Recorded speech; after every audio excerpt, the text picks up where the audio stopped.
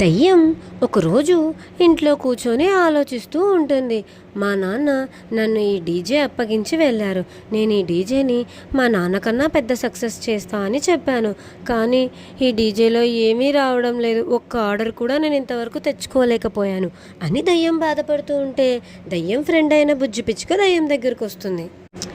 నువ్వేం దిగులు పడకు దయ్యం, ఆ ఐడియా ఫెయిల్ అయితే ఏంటి, నేను ఇంకో కొత్త ఐడియా వేశాను.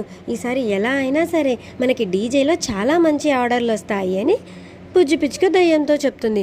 కానీ దయ్యం ఇంతకు ముందు కూడా ఇలాగే అని నాకు ఒక దిక్కుమాల సలహా ఇచ్చావు, దానివల్ల నేను బాగుపడింది లేదు పెట్టింది లేదు అని దయ్యం బుజ్జి పిచ్చుకని తిడుతుంది. ఇది ఒక్కసారికి నన్ను నమ్ము దయ్యం, ప్లీజ్ దయ్యం అని బుజ్జి పిచ్చుక అడుక్కుంటుంది. సరే అని ఒప్పుకొని అప్పుడు బుజ్జి పిచ్చుక హాల్లోకి తీసుకొచ్చి మనం ఇక్కడ మంచిగా నీ డీజే వీడియో చేసి యూట్యూబ్లో అప్లోడ్ చేద్దాం, అప్పుడు నీకు ఆర్డర్లు వస్తాయి అన్న సలహా ఇస్తుంది. ఈ సలహా అసలు పనిచేస్తుందా, నాకు 1% కూడా నమ్మకం లేదని దయ్యం అంటుంది. కానీ బుజ్జి పిచ్చుక నన్ను నమ్ము నేను చేస్తాను కదా అంటే హాల్లో డీజే సెట్ వేస్తారు. బుజ్జి పిచ్చుక రెంట్కి ఒక వీడియో కెమెరాని తీసుకొస్తుంది.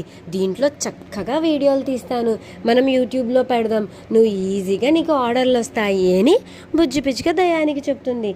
దయ్యానికి ఏమాత్రం ఇష్టం లేకపోయినా బుజ్జి పిచ్చుక ఐడియా కొంచెమన్నా పనిచేస్తుందేమో అన్న ఒక చిన్న ఆశతో దయ్యం ఒప్పుకుంటుంది. అలా ఇద్దరూ కలిసి బాగా డీజే కొట్టి ఎంతో చక్కటి వీడియోని తీస్తారు బుజ్జి పిచ్చుక దయ్యం.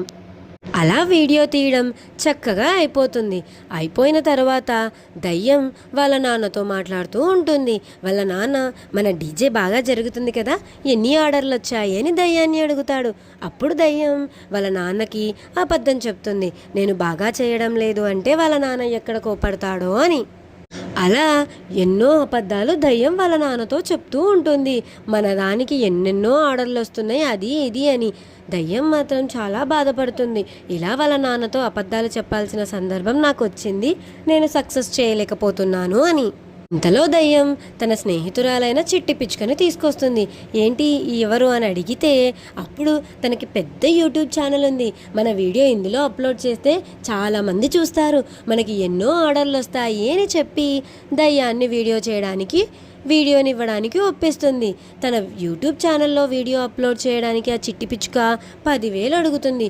ఆ 10,000 కూడా దయ్యం ఇస్తుంది ఎలాగో అలాగా. అలా దయ్యం చిట్టి పిచ్చుక యూట్యూబ్ ఛానల్లో వీడియో అప్లోడ్ చేయిస్తుంది. వీడియో అయితే అప్లోడ్ చేస్తారు కానీ ఆ వీడియో అస్సలు జనాల్లోకి వెళ్ళదు. అలాగే వాళ్ళకి ఒక ఆర్డర్ కూడా రాదు.